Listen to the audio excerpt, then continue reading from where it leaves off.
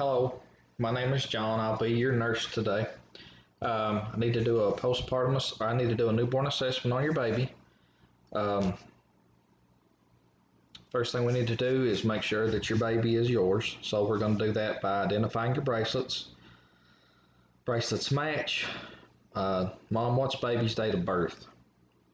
Okay, that's right. So this is the correct baby. So we need to wash our hands and put on wall gloves. If I didn't already, I need to introduce myself. My name is John. I already told her that I'll be doing a newborn assessment, so we're going to go ahead and proceed.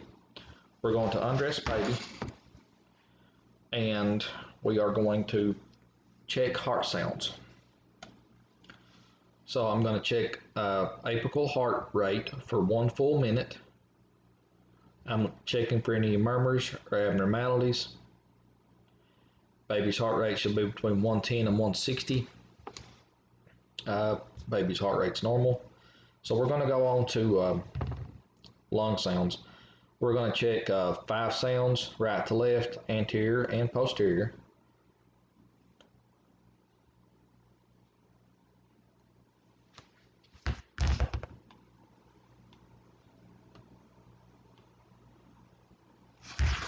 Lung sounds sound good. So now we're going to check bowel sounds. Bowel sounds are active in all 4 quadrants. That's what we want to hear. Baby showed no signs of respiratory distress, no retractions, no nasal flaring, and no chest rose and fell equally. So we need to take baby's temperature. We want to do that parallel to the body. Put in the thermometer in the armpit, which we've done. Baby's temperature should be 97.5 to 99.5. And now we're going to check baby's skin. Checking baby's skin for any lesions, bruises, abrasions, birthmarks. Baby's skin looks good. So we are going to proceed to the scalp.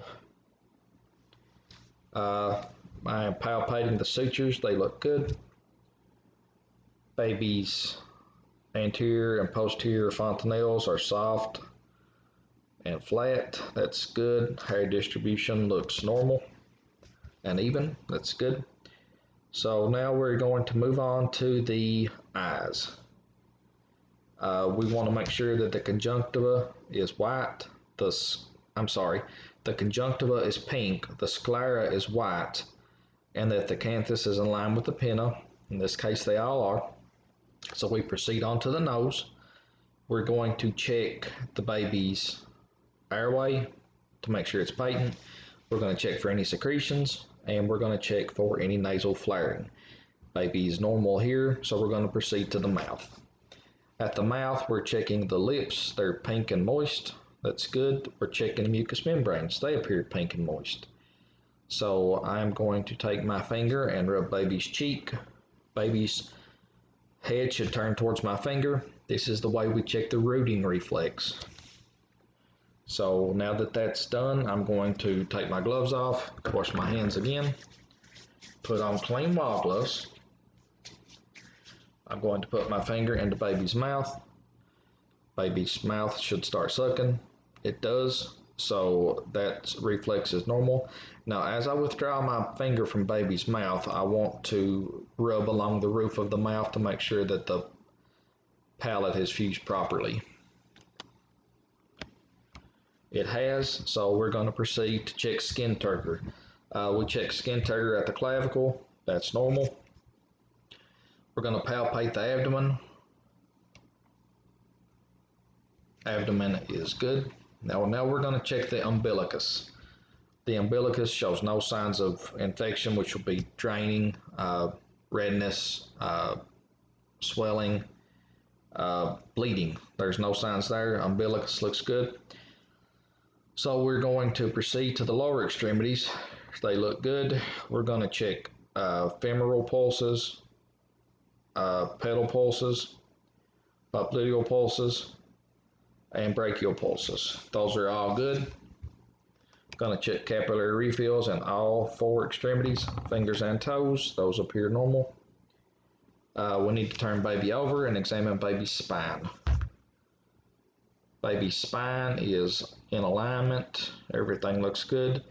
Need to check to see if baby has any sacral dimples or abnormal tufts of hair. In this case, baby doesn't. So now that we've assessed that, we need to check baby's reflexes. We want to do the palmar reflex first. I should put my hand in baby's hand, my finger in baby's hand, and baby should grasp my finger. Baby does. Palmar reflex is good. Let's check the plantar. We put a finger at the bottom of the toes. The toes should curl over. They do, so that's normal. The Binsky reflex is where I take my finger and rub it up baby's foot. Baby's toes should flail out. They do. Fan out, and they do. So now we're going to check the Moro reflex. The way we do this is we have to startle baby. Baby's hand should fly out and then come back midline. Okay, baby's Moro reflex is good.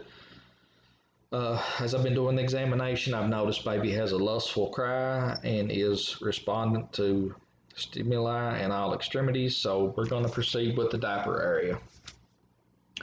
If baby is female, the labia majora should be larger than the labia minora.